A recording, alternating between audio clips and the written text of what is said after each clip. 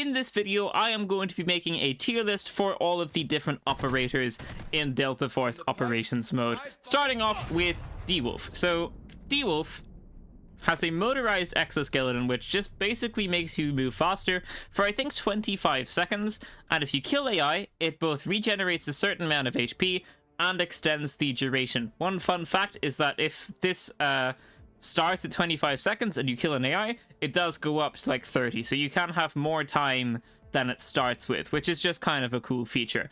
Then you have the triple blaster, which I guess I will show.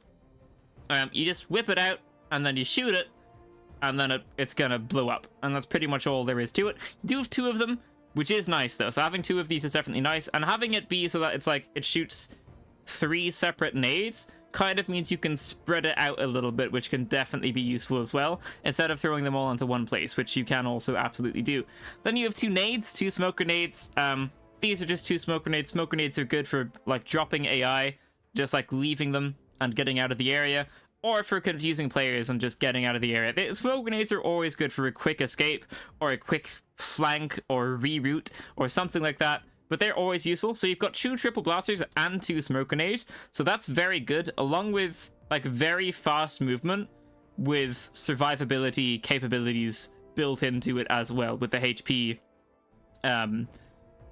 replenishment. So those are all very nice. And then you've got the passive, and this is just a tactical slide. I don't like this. I don't really use this that often. I don't think it's a very good passive. It's there if you like it, but I don't think it's so useful. But this guy's whole kit put together is very good. I'll switch over to the tier list tab. So DeWolf is basically going to just be one of the best operators in the game, and that is because he's got very good survivability, because if you use your exoskeleton, your ultimate, you get the painkiller effect, which means even if your legs are broken, you can still sprint as much as you want, which is insane. And if you're low and your leg is broken, then you can ultimate, kill an AI to replenish some health, and just still be sprinting around the place so that you don't get finished off.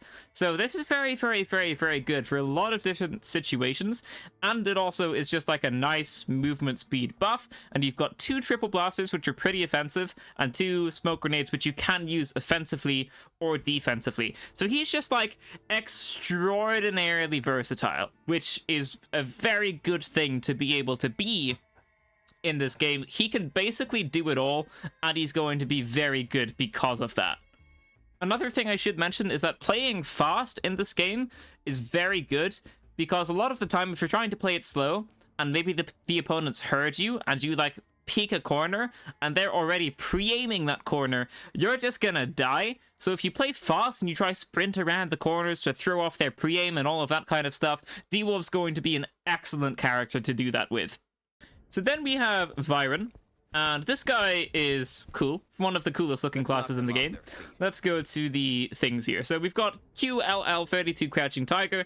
This is like a grenade launcher. You shoot it and it shoots like a knockback AoE, and this knocks people down.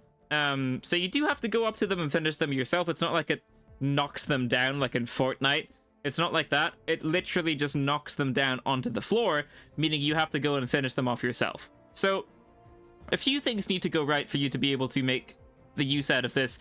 First thing is you have to aim it right. Second thing is the enemy has to not know that you've shot it so that they don't run away. And then thirdly, you have to hope there's no teammate that's going to be covering this guy when you go to push to try and finish them off.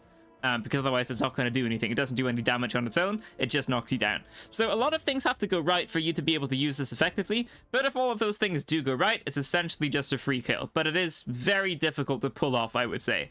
Dynamic propulsion is just simply an evasive dash. You can do some cool movement tricks with this, and paired with Vyron's passive, this is very good. So your passive is whenever you use a gadget or fall from a height, you get reduced fall damage, and you get a base movement speed buff for like 1 second or 2. So after I use this dynamic propulsion, which is basically just an evasive dash, I'll be able to sprint a little bit faster for like a second or 2 as well, which just kind of adds to the movement side of things, which is cool. Then I have 2 magnetic bombs, and these are basically like semtexes that don't go as far. I would say. You can stick these to people, so you can basically get an insta-kill with these things, at least most of the time. Maybe you can't if they're like super armored or something, but most of the time these are just going to be an insta-kill, so this is kind of a nice thing to have on, and you're probably supposed to pair this with a crouching tiger, so knock someone down, just chuck 2 of these in the general area, and they're probably going to die. So I'd say that would be the ideal use for these things.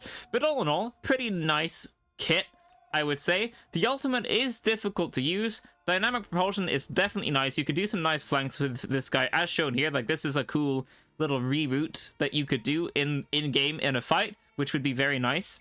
Magnetic bombs are something you do want to try and be pairing with the ulti. You can also use them to try and prevent someone from coming into a room for a few seconds, and you can stick them to people as well, so this is good.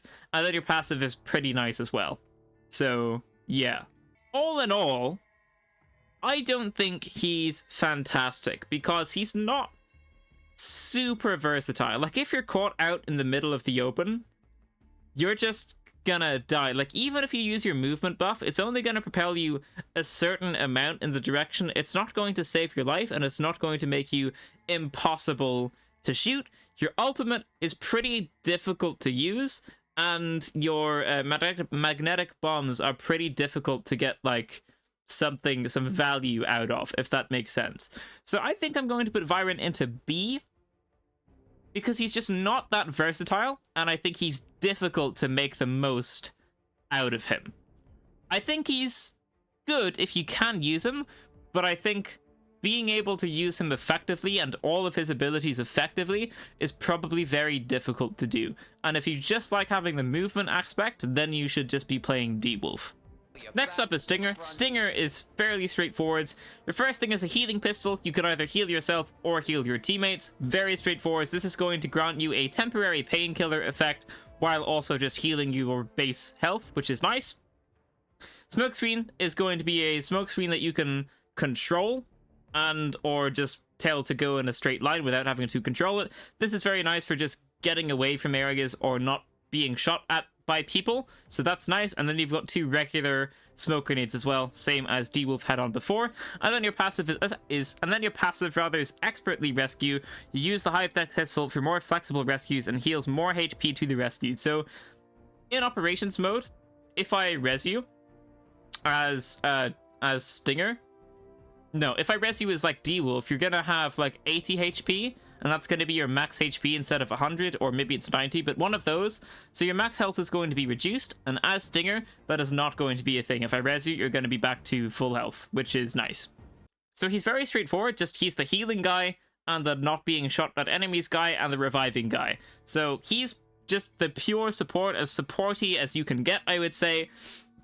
And I think he's going to be S, and that's because, again, he's really versatile. The way I'm going to do this, it's basically whatever is S is the most versatile, and whatever is D is like the least versatile and requires like a very specific playstyle.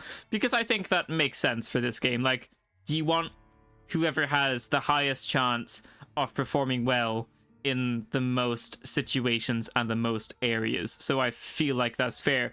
And Stinger's good because the smokes are absolutely always useful. They're always good for like getting away from a fight or pushing into a fight, and you can use smokes to go either way. So that's very versatile.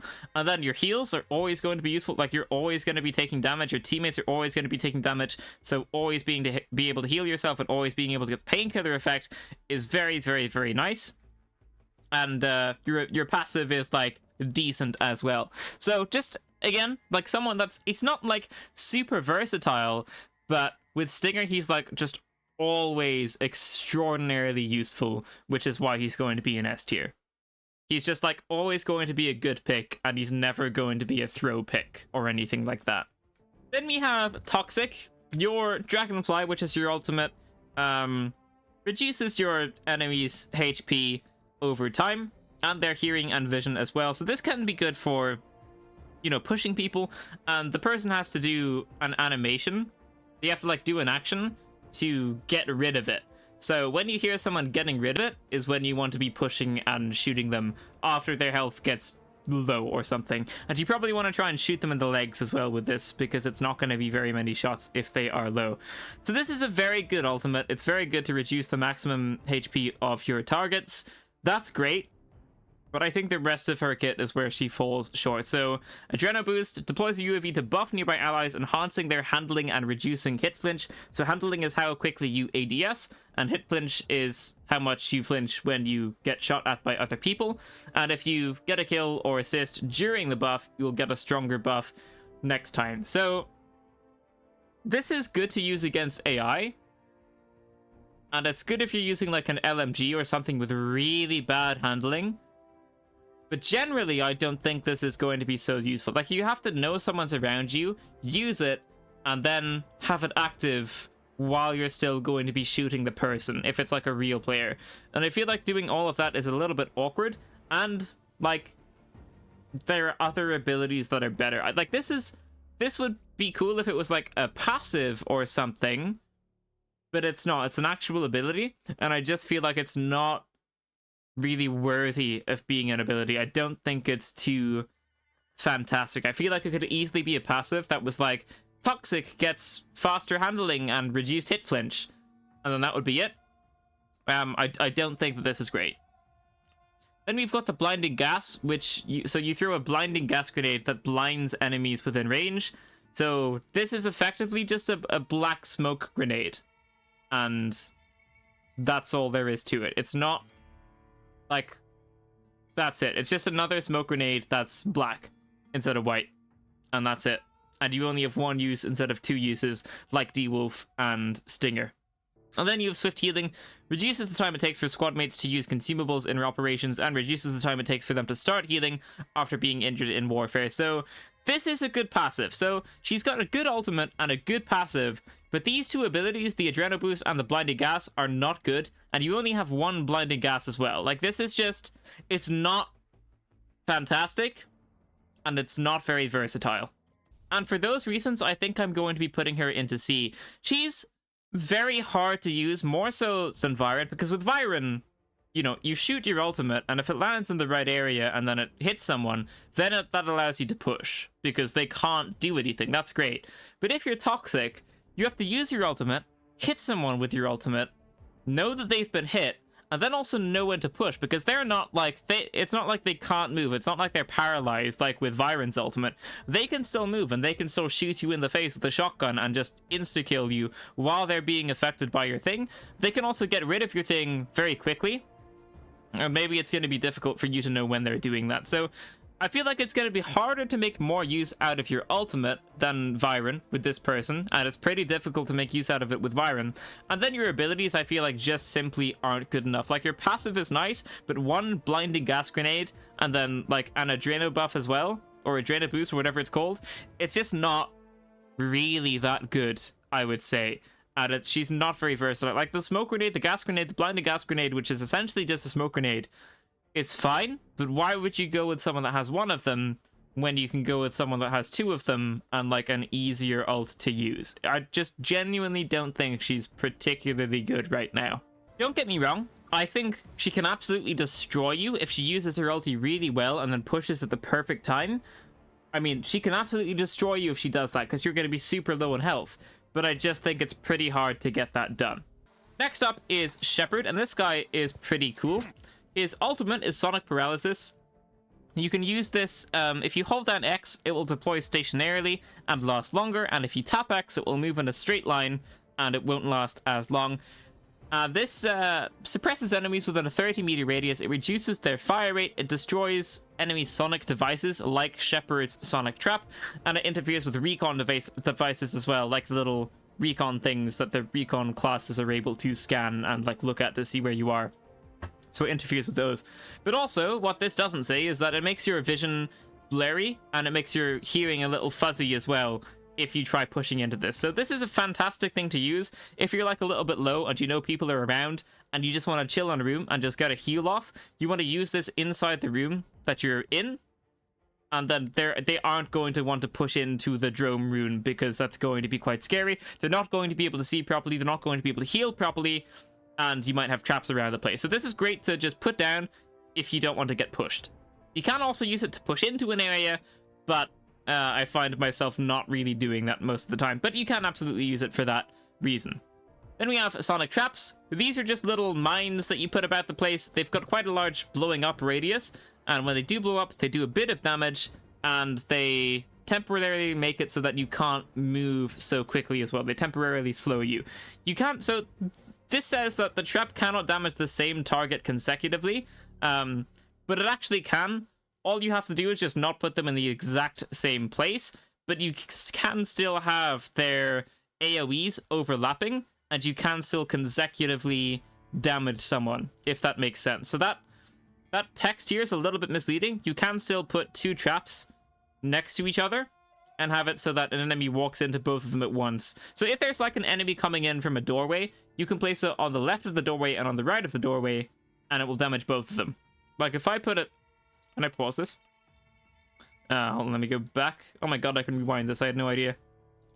Okay, so there's a doorway here. If I put a trap like here and a trap here, and someone walks through the doorway, both traps would activate, and both of them would damage the person, because this trap would cover like this much of the door, and the trap on the right would cover this much of the door, and so it would damage... Both of them would damage the player as they came in through the door, if that makes sense. So both of them can still activate and hit the same person going through the same way, which would stack the damage and...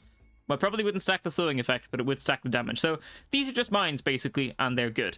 Then we've got frag grenades. So this has a 2-second cocking time. Maybe it's 3-second cocking time.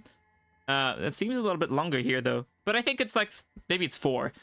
But this has a much faster cocking time than Luna's frag grenades, so that's just something to note. They come out faster, and you've got 2 of them. So you have 2 sonic traps and 2 frag grenades. Having more things is always nice.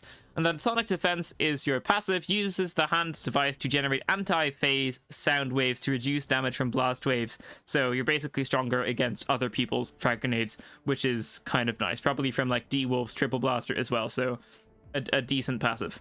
All in all, Shepard is quite good.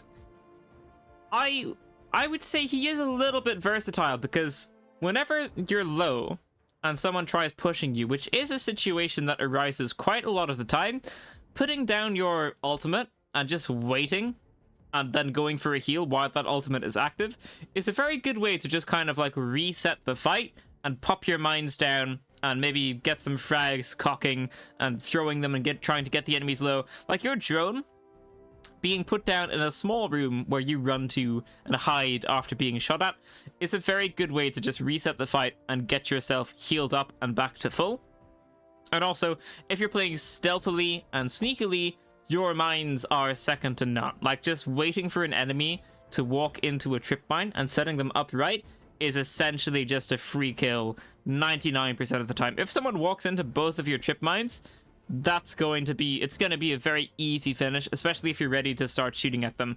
There is also another situation where if you're not really too sure which direction the enemy is going to come from, you can place 2 sonar mines on either side, like from both of the directions, and then it will go off and you'll know which way you have to pre-aim, and I found that to be very useful as well. So he's definitely good. Like, running away and being able to heal isn't something that always happens, but it does happen quite frequently, and being able to put that drone down is pretty nice. Your mines are also very good if you like playing stealthily and waiting for people to come to you. That's great. And your frag grenades are also always a nice touch as well. So I think he's A. I think having the ability to basically just buy yourself time to heal and just, you know, like regroup with yourself or your teammates if you have them is very good. And if you have like the slow and steady play style, they are going to be one of the best classes to play for sure. Instead of playing like fast and like super aggressive, if you play slow and like wait for the right time to strike, Shepard's going to be a very good operator. Then we have Uluru. And this guy is interesting. So loitering munition is a guided missile that you have. You shoot it, it's going to go wherever you shoot it, and then it's going to split into 4 smaller bombs on impact that are going to then blow up. Kind of like a cluster bomb, I would say, but it's like cluster bomb X guided missile is how I would describe it. Now this is extraordinarily difficult to aim. If you're in operations mode, this is extremely, extremely, extremely difficult to aim, and it doesn't really last that long as well. It lasts way longer in this clip here than it does in-game, as far as I'm aware anyway. So this doesn't last a long time, so it's not very good for recon. It moves very fast, so even if you do try and do recon with it, it can be very difficult to see where the enemies are, especially in closed-off areas, which is where most of your fights are going to be taking place. And if you're in like an indoors area, it's going to be basically impossible to hit someone with this unless they're like super duper mega close range. This is very hard to land. I did a stream, I think it was probably yesterday by the time this video goes live, where I played Uluru for like 4 hours straight, and I didn't hit a single person with this. It is extremely difficult to aim, and so I can't even comment on how much damage it does when you do land it, because I didn't even land it a single time. But I'm sure if you do land it, it's going to do lots of damage, but the enemies still have a second or two after this initial shot, before it splits into the 4 bombs, to get away from it. So you can land, like, the first initial explosion, but the bulk of the damage is going to come from, like, the secondary shots that happen after it, and the enemies can just run away from that, like Vyron's ultimate, or like Toxic's ultimate as well. So I don't think that this is a very good ultimate. There you go, I've said it. Then you have these abilities. Quick set cover is nice. It's not instant cover, but it is quick set cover. You can also block people in rooms with this, which is very useful. So if there's like a doorway that's regular height, as you put one of these things down, it's not going to be possible to get through the regular sized doorway.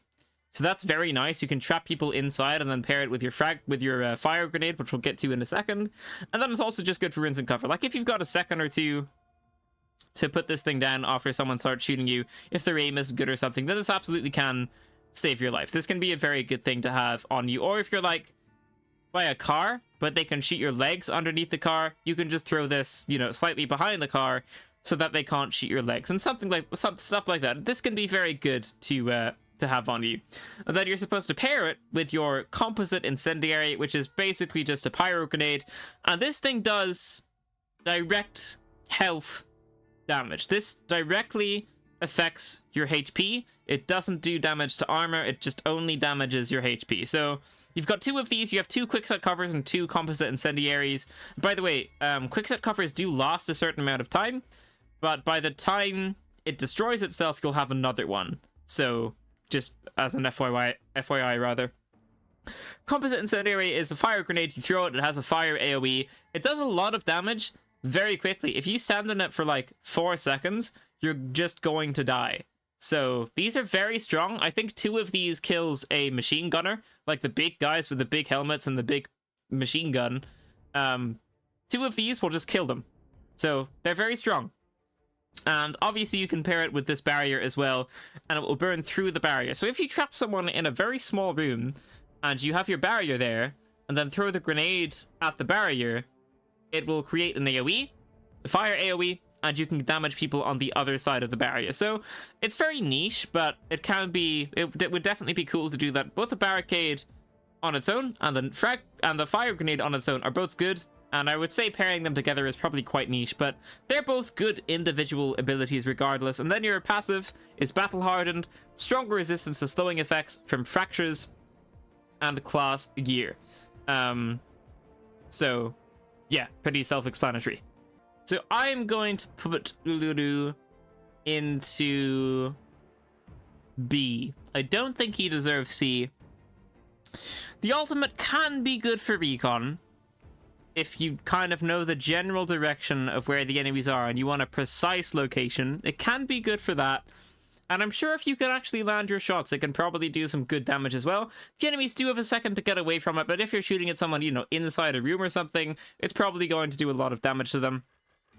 Then the fire grenades and the quickset cover are both just nice things to have on as well, and your passive is solid. So he's like fine, he's okay.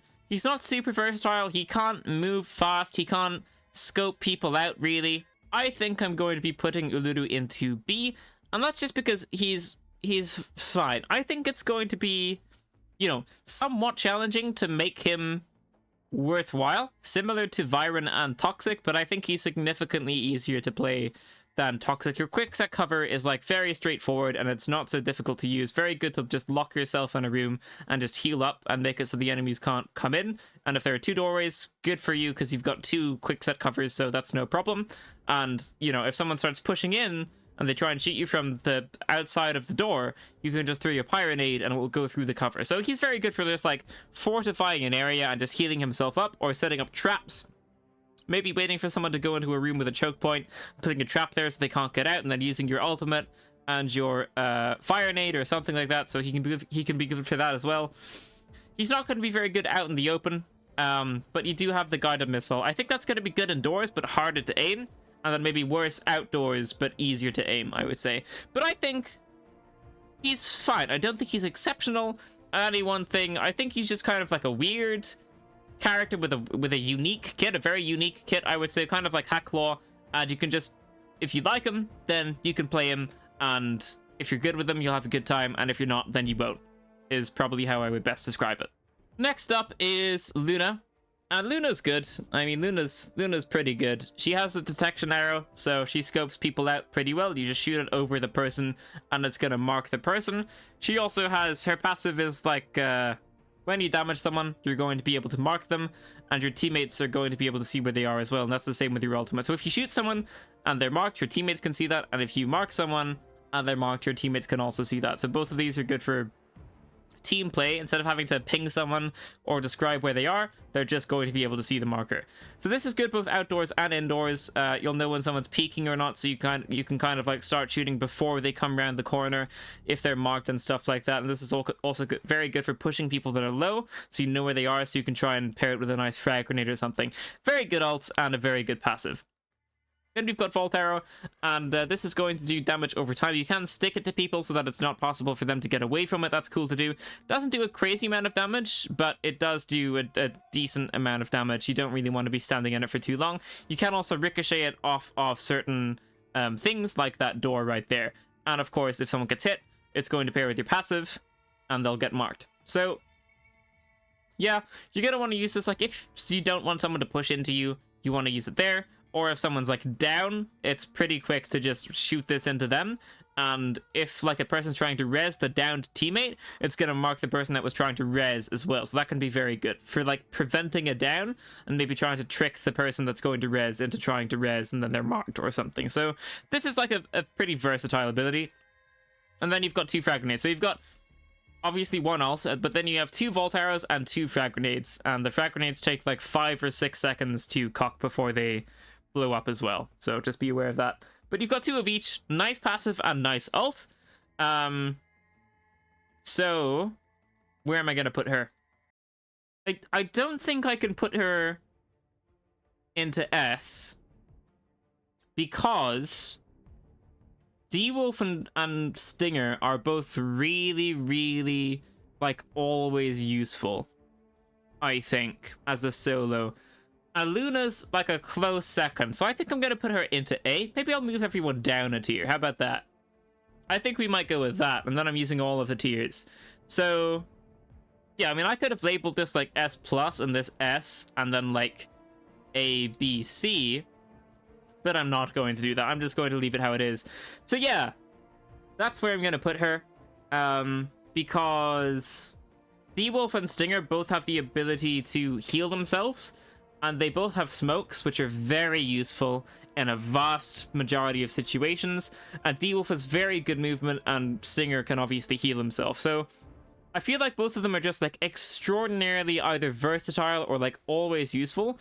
And I feel like Luna just doesn't possess that amount of versatility or usefulness. She's useful, but I don't think she's like as useful as both of those, because sometimes you're going to use your detection arrow and it's not going to mark someone. But if you use Stinger's ability, you're always going to heal yourself, and if you use DeWolf's ability, you're always going to move fast, you know?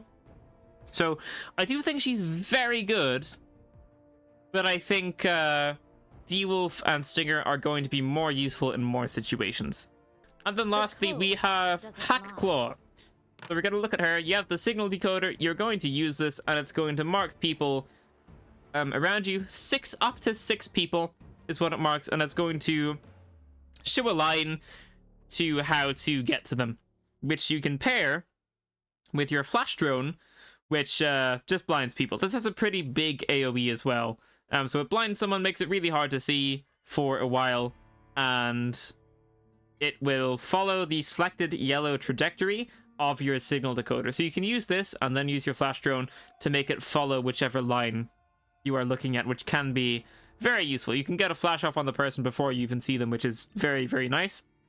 You've got 2 flashes, and it's a pretty annoying effect. Like, it makes it not impossible to see, but it makes it very difficult to see what's going on. So it is a very good opportunity to push it. Now, these can be destroyed. You can just shoot this and destroy it.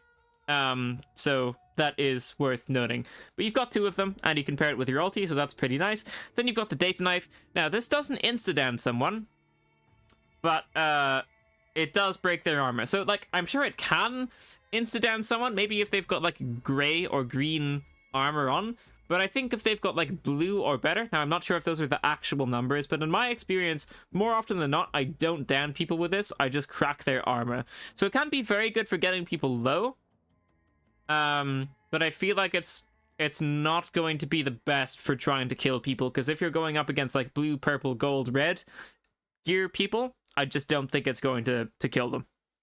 It's just going to crack their armor instead, which is still useful, but I don't think it's as useful as being able to just insta-down someone. You have 2 of them, and you can also hack into nearby electronic devices within 10 meters and briefly disable them. So I've never used them for that effect. I've always just thrown them at people to try and get a quick down.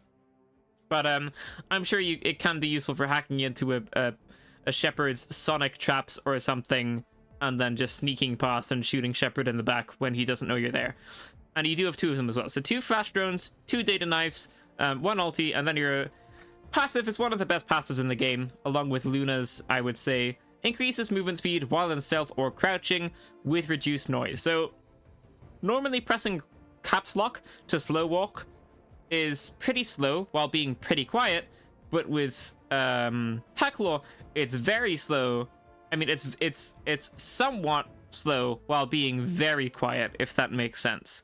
So this is very good. I mean, this is just a very nice passive if you're playing sneakily, which you probably do want to be doing if you're pairing it with a data knife. You want to try and get like a free kill as Luna by just as Hackclaw rather, by just like shooting someone in the back that didn't know you were there because you snuck up to them, and then you want to like use your signal decoder to try and find the rest and flash them and stuff like that. But Hackclaw is a very good pick if you know what you're doing. And as such, I think I'm just going to put her into A, because the recon is always good to be able to pop a recon and just know where everyone is, and Hackclaw can basically do that. And you can follow up on the recon with a flash drone, which is very useful both outdoors and indoors unless someone shoots it. But if they're shooting it, they have to do a risky peek, you know, which might not be great for them.